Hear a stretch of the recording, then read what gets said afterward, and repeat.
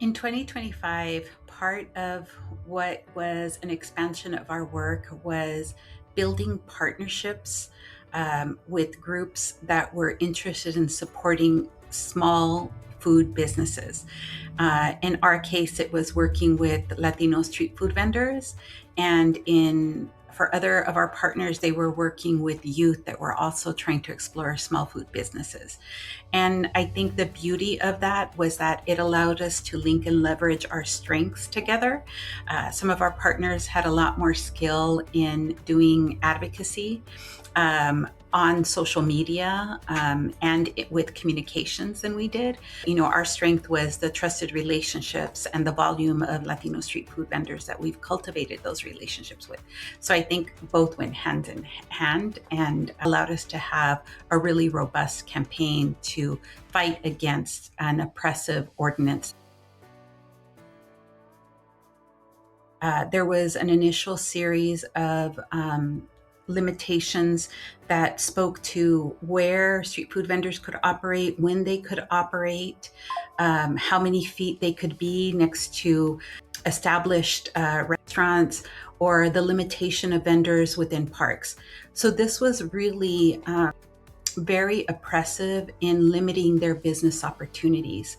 That was followed by another ordinance that targeted an entertainment district in Fresno, known as the Tower District, and really limiting the street food vendors' time that they could operate in those places. It was really an effort meant to appease brick and mortar businesses and really try to drive street food vendors out of that neighborhood. Some of the indicators of our work with street food vendors could be things like improved sales or the amount of vendors that we've helped to get licensed and permitted and who are, working above board in the city of Fresno. I think all of those are demonstrations of the impact of our work.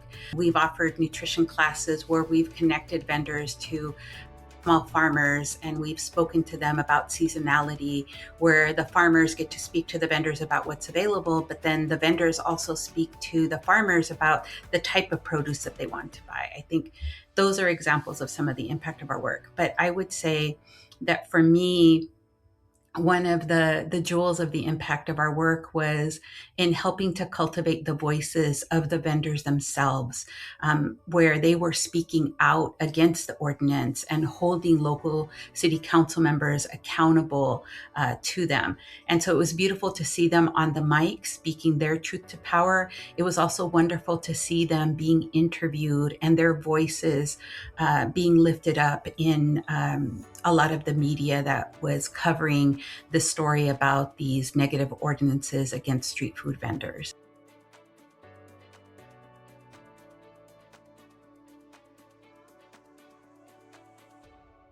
I think the follow up to our story is that by mobilizing and by trying to educate and hold decision makers accountable, we were successful in reversing a portion of the negative ordinances that were impacting vendors.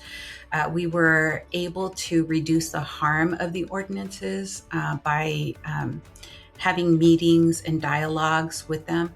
And so my hope is that street food vendors will continue to be recognized as valuable contributors in our community, and that there will be continuing growing support for them so that they can have thriving small businesses that allow them to raise their families, buy homes, meet the needs that they have as individuals and families in order to survive. I think that's the real measure of the impact of our work in the long run. And I think, yes, in the short run, it is about them being more profitable small businesses, selling foods that's healthier in community. Those are the other type of metrics that we're looking at with them.